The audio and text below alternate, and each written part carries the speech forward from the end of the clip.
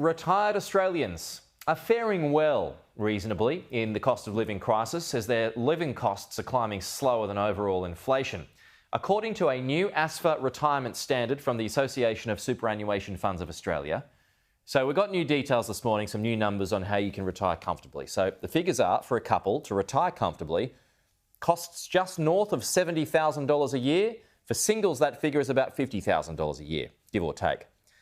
Despite the positive news, the group are still feeling the pain of price rises across some categories though, and that includes insurance, bread and cereal, dairy products. So let's carry on this conversation now and crunch through some of these numbers. Joining us live is MBA Financial Strategists Director Darren James. Darren, good to see you. Thanks for your time this morning. So couples need, just going through it again, about $70K a year. Singles, $50K. It works out to be around $500 to $700K in total, plus the part pension. So what does comfortable mean? If you've got that, what will that allow?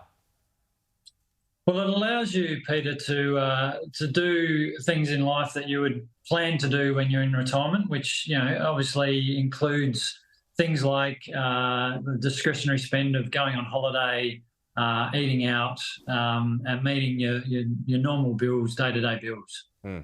There is an assumption here, is there not, though, that mortgages are paid off? So if you've still got a mortgage, how much more are you likely to be squeezed? How much more do you think you'll need? Yeah, look, the assumption is that in most cases the mortgage is paid off. Of course, if that not being the case, then that figure would need to look a little bit different to manage those costs.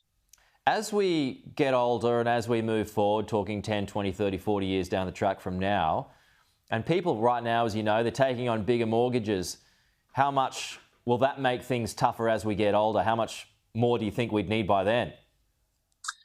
I think the key thing here, Peter, is that with these changes, people need to seek professional advice around how they structure their affairs leading into retirement. And so managing that debt along with their retirement savings and whatnot, so they are in a position to be able to do what they want to do in retirement, is extremely important, especially as, you know, as you've rightly said, that with debt and whatnot, it is increasing. So you're probably going to need $1 million by then, right? Once again, it would really depend on the person's lifestyle and obviously what their goals are. And once again, it would be extremely important and for them to obviously seek professional advice as to what they would actually need in retirement to meet their goals at that time. Fair enough. Okay, so for those who've retired now and they've got those current figures, how long do you think it'll stay there for?